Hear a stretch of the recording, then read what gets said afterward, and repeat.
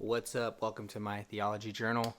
This video is just a place for me to basically word vomit and process something that I'm studying or learning, something that I'm curious about. So it's really just for me. If it helps you or if you're interested in this, you can stick around, watch it. But this is just for me to help process, remember what I'm learning, and look back on it later if I ever need help or am just curious about the topic. But today, I'm talking about Paul as a tent maker. I have been in full-time mission since 2016, so a long time. Excuse me. But recently, my wife and I were support raising, and we reached out to some people that she knew from her childhood. And the pastor of this church that she used to go to and be involved with found out that we reached out to someone in their congregation, and they got super offended and were like, don't ever text anybody in my church. You guys are ticks. You're leeches to the body of Christ. And he was just like ripping us a new one. And I was like, bro, like, this is crazy. He's like, you're not even a contributing member to society. I was like, I don't even know how to respond to that. I was like, dude, I'm literally doing ministry. Like, this is what God has called us to do. And everyone's argument, not everyone's, but some people's argument a lot of the time is Paul was a tent maker, go get a job. So I was like, I've heard that for so many years, and I'm like, okay, I'm sick and tired of hearing this because yes, it's true, but there's got to be more to it than just Paul was a tent maker, go get a job. Because I also know that Paul traveled all the time, and I know that he had missionary support, and that God, Jesus himself, talks about missionary support, and he talks about the worker is worth his wages. So there was just a lot of questions for me, and I just didn't know. I was like, okay, time to get some answers. We're gonna go digging. So where do we get Paul was a tent maker? It's in Acts 18. It says, after Paul left Athens and went to Corinth, he found a Jew named Aquila and his wife Priscilla. And he went to see them because they were the same trade. They had the same kind of skills. He stayed with them and he worked with them, for they were tent makers by trade. So he left Athens and went to Corinth, and then got a job there working with Aquila and Priscilla, which was God provided that. That was like a miracle in its own, that God introduced those people to Paul. So he goes, and then it says, and he reasoned in the synagogue every Sabbath and tried to persuade Jews and Greeks. So at that time, he was only working on the Sabbath, or he was working with his hands Monday through Friday or whatever their week was. And then on the Sabbath, he would reason in the synagogue.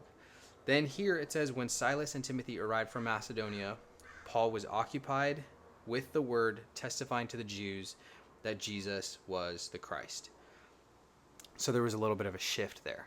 So it says from the Sabbath to now he was occupied. But I was like, okay, that's the one, like this, it's 5 verses that people are like basing their whole theology on. And they're like, you need to go get a job. And it's like, bro, okay, there's more here. So I started digging. And yes, Paul did make tents for a short period of time. And then my first question was why? So I'm looking into the context of Corinth, and it says it was a city known for wealth, sexual immorality, and skepticism, and Paul didn't want money to be a barrier to the gospel. It was like Vegas and Wall Street and TikTok, like just fame culture. Everybody, it was weird. It was twisted. It was dark. So Paul comes to Corinth, and he's preaching the gospel, and they're like, we're going to pay you. We want you to speak. It says public speakers were pretty much a dime a dozen, and they were charged money for their wisdom. So they would give them money to say whatever they wanted to say. But Paul knew, he's like, the moment that I accept this money, they are going to think that they own me. They're going to group me into these people that are just doing what I'm doing for money. So he knew it was going to distort the gospel. He knew that they wouldn't be able to receive it in a pure way. It was all, so that city Corinth, I'm just reading from my notes right here, but that city Corinth was all about self-made status. So if you needed support, you were seen as weak, untrustworthy, or manipulative. So he's coming into a town where they're all like, get paid to speak. And if you don't, then you're weak. We can't trust you. But he knew that if anyone paid him, they would think that they owned him. It was like a power play for people to buy speakers. They were like, if I pay you, I own you. You have to say what I'm going to say. So it's like you owe them loyalty, public praise, and social favors. So he was like, I do not want this gospel to be manipulated by humans. I don't want it to be manipulated by people like giving and then thinking that they can control me in what I do and what I say. So he came to this city knowing full well the culture, and he was like, okay, you know what? I'm going to come and preach the gospel in a way that is going to offend them and also keep the gospel pure. Because he comes and they actually hated that they didn't take his money. It cut off all possibility of him being seen as manipulator. It kept the gospel free of suspicion. No one was like, why are you doing this? What's going on? And he took that job as a tent maker because it was lowly. It was a manual labor job. And they hated him for it. They were like, bro, why are you doing this? So he comes and is a tent maker. So first, to answer the question of like, or like people are like, hey, go get a job. Paul's a tent maker. Yes, he was in a specific city for a short period of time because that was what was needed to make the gospel clear so that people wouldn't twist the gospel. And why do I say it was a short period of time? Because between verse 4 and verse 5, you can see kind of like a shift. It's so like I almost skipped over it until I was like, okay, well, I need to go deeper because what is the shift? Why does it happen all of a sudden? It wasn't his job wasn't a 20-year side hustle. He actually tells in the book of Philippians 4, he says, you Philippians yourselves know that in the beginning of the gospel, when I left Macedonia, no church entered into partnership with me in giving and receiving, except you only. So he's writing to the Philippian church in Macedonia, and he says, you guys gave me money. You guys partnered with me. Not that I seek the gift. I didn't necessarily need your money. I wasn't looking for that, but I seek the fruit that increases to your credit. So he's like, what you gave me, I'm praying that God would return to you. But Paul lived on support as a missionary, traveling, supported by a church in Macedonia, in Macedonia. But we don't have like a timeline of how long he was there for, but you can just see in the language. So it goes from verse 4, he reasoned in the synagogue every Sabbath, to later it says when Silas and Timothy arrived from Macedonia. After Silas and Timothy arrived from Macedonia, all of a sudden Paul was occupied with the word, testifying to the Jews that Jesus is Christ. So it went from being every Sabbath to now he was occupied. And I was like, okay, there's a shift there. What does that word occupied mean? How do we know that this was like a transition? How do we know that that was something that was just like that actually shifted from him being a tent maker to being back to being fully occupied with the gospel? It says occupied with the word. That Greek word occupied, I can't even say it, but it literally means to be gripped, held fast, completely absorbed, pressed in by something. So it isn't like he would do ministry when he could. He was 100% fully committed to preaching the gospel. So it went from just every Sabbath in the synagogue to being fully occupied. So it shows a clear transition from being a part-time preacher, part-time tent maker, to being full-time. Just that Greek word alone, it was a transition. And it happens after Silas and Timothy come from Macedonia, who are the church that Paul was writing to in Philippians. In Philippians 4:15, what does he say right here?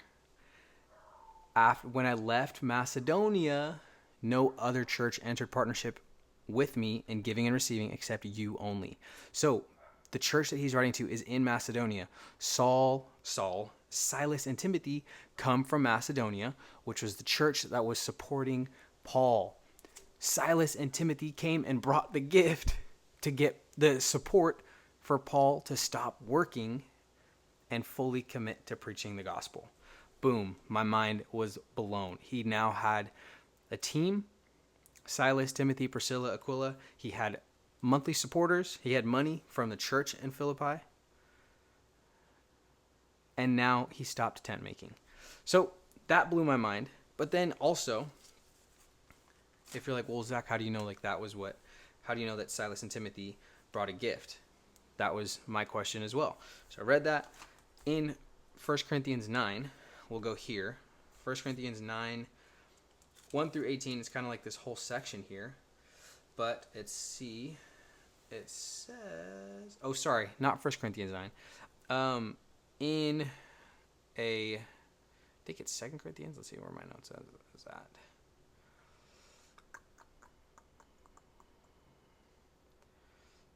I think it's 2 Corinthians 11 or something. But it says, when the brothers came from Macedonia. Let me look it up real quick.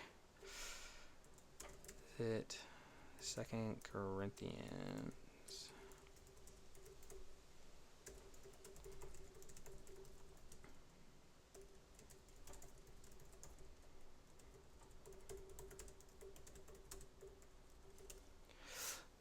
Anyways, looking that up right now. But we're going to go here. Yeah, 2 Corinthians 11:19. When I was with you and was in need, I did not burden anyone. He's writing again to the Corinthian church, which was the city that he was in Corinth. When he was there, he says, I did not burden anyone. I didn't bother you guys. I didn't ask you for money. For the brothers who came from Macedonia supplied my need. 2 Corinthians 11:9. The brothers who came from Macedonia supplied my need. What did they come with? They came with the money that the church in Philippi was sending Paul. They brought his missionary support. Blows my mind, okay? The connections around the Bible, wild. But here we go. Another chapter I wanted to look at was 1 Corinthians 9 and then 1 through 18. Paul's surrendering his rights, and he says he's writing about him and Barnabas. He says, do we not have in verse 4, starting off here, verse 4, it says, do we not have the right to eat and drink? Do we not have the right to take along a believing wife, as do other apostles and the brother of the Lord and Cephas? Or is it only Barnabas and I who have no right to refrain from working for a living? He's asking, so all of you guys can stop working and just do ministry full time, but Barnabas and I, who are traveling, who are preaching, who are serving the Lord, have to keep working? Interesting. Asking a question. Just asking a question. He says, who serves as a soldier at his own expense? No soldier goes into the army without getting a paycheck. Who plants a vineyard without eating any of its fruit? If you got a garden in your backyard, you're eating those strawberries. You're not just going to go straight and selling it. You're going to eat it. Or who tends a flock without getting some of the milk? He says, do I say these things on human authority? Does not the law say the same? It is written in the law of Moses, you shall not muzzle an ox when it treads out the grain. Is it for oxen that God is concerned? Does he not speak entirely for our sake? It was written for our sake, because the plowman should plow in hope, and the thresher thresh in hope of sharing in the crop. He's saying the one that's plowing and the one that is threshing, the sowing and the reaping, both of them get to share in the crop. You work, you get paid. That's what God is saying. That's what the principle is here. Then he says, verse 11, if we have sown spiritual things among you, is it too much if we reap material things from you? If others share this rightful claim on you, do we not even more? So he is addressing the church here and saying, we have worked for you. We have poured out blood, sweat, and tears. We have given everything that we have so that you could know who Jesus is. And we're the only ones that have to also go get a part-time job. We have to go work. No, this is our work. This is what we're doing. Our ministry is our work. So he is convicted and he's saying, I am working for the Lord and I know that God will pay me. Does a soldier work on his own wages? No, he has a paycheck. Does a farmer plant something and not eat it? No, he enjoys the fruits of his labor. Paul is saying, if we have sown spiritual things among you, do we not get to reap material things from you? So he's not talking here of like, okay, well, this is what I deserve. He's saying, one second. My wife is calling me. He's not saying that he deserves it, but he's just saying it's talking about the principle. It wasn't, does God speak is it for the oxen that God is concerned? No, he's concerned for our sake. He wants both of us to have a hope that we will receive payment that we receive, that we're taken care of. So Paul opens up the conversation, this right here, because he's being attacked and questioned by the Corinthian church. They're like, why are you getting paid? Why do you deserve that? He's saying anyone doing full-time gospel work, whether they're an apostle or not, has the right to be supported. 1 Corinthians 9, if you read this. In the same way. Okay, yeah, right here. I didn't read all the way this far yet, but 13 and 14. Do you not know that those who are employed in the temple service get their food from the temple, and those who serve at the altar share in the sacrificial offerings? In the same way, the Lord commanded that those who proclaim the gospel should get their living by the gospel. Sorry, I stopped reading a little early, but that's what he's saying. He's addressing to them, and he's saying, I am doing full-time work for the gospel, and I have every right to be supported. So he's being attacked by them, and they're questioning him, and he's like, dude, I'm laboring in the gospel. It's my right to be supported. God says, he commanded it.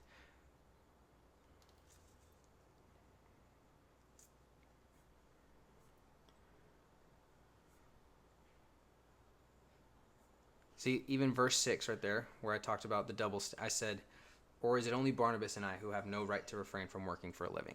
He's exposing the double standard that they were putting on him. Other apostles, like Peter, were supported and traveled with their wives, but somehow Paul and Barnabas were the only ones that were expected to grind and work and be like, oh. So he's like, wait, so everybody else can fund their ministry, but we have to work. He's like, dude, yeah, right. I'm supposed to go do my 9 to 5, and then when I get off, I'm supposed to preach, like, on the side. Like, that doesn't make any sense. He goes, I have every right. Barnabas and I have every right to be supported just like those other apostles. But when I was in Corinth, I got a job so that, for a strategic reason, so that the gospel wouldn't be twisted, so that what I'm saying wouldn't be misinterpreted, so that no one could take credit for the gospel for what God was doing. And yeah. And like I said, the farmer, he appeals to all these other, he just appeals to common sense. He's like, every other profession gets provision. Why should the gospel be the exception? If the ox is doing the work, let it eat. If the preacher is laboring for souls, let them be fed. But the Lord commanded. That's the part right here that we need to notice, is that the Lord commanded. It's not a suggestion.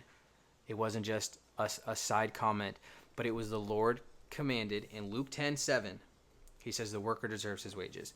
The Lord commanded that those who proclaim the gospel should get their living by the gospel. It's not a suggestion. It is a command. So for me, someone that is here full-time missions, I know this is rambling, I'm going on and on, but hopefully this was cool and helpful, or just at least insightful. But for me, someone who's been at full-time missions since 2016, 8 years, 9 years, I don't know, I'm bad at math, 9 years, I've been having this question, this like stigma. People are like, hey, go get a job. Paul got a job. Yes, he had a job strategically for a season until the church was able to fund him. The worker is worth his wages. The laborer deserves to be paid. And that's what the Lord commanded. God said that. So I have a greater conviction now, and even just a greater like revelation and grace and thankfulness that God is taking care of me and that God will provide for me because he said he would. He said that I am worthy of my wages. If what I'm doing is full-time, if I am fully giving everything that I have to reaching the lost generation, to preaching and seeing souls saved, what I am doing matters and it is worthy of being paid. Anyways, that's it. It was crazy. It blew my mind. All those connections. Literally, 1 Corinthians, 2 Corinthians, Acts, and Philippians, all of it, piecing it together. Paul was a tent maker for a period of time where he was preaching on the Sabbath. And then Silas and Timothy came from Macedonia, who was a church that supported Paul from Philippi. And then he was occupied with the gospel full time. So he wasn't a tent maker his whole career, and he actually traveled, so it wouldn't have been something that he could do. It wasn't like a traveling tent making job. No, it was just in that city in Corinth until the money from the church came in. So boom, roasted everybody that's like, hey, go get a job. Paul had a job. Here's your answer to that. I hope it helps.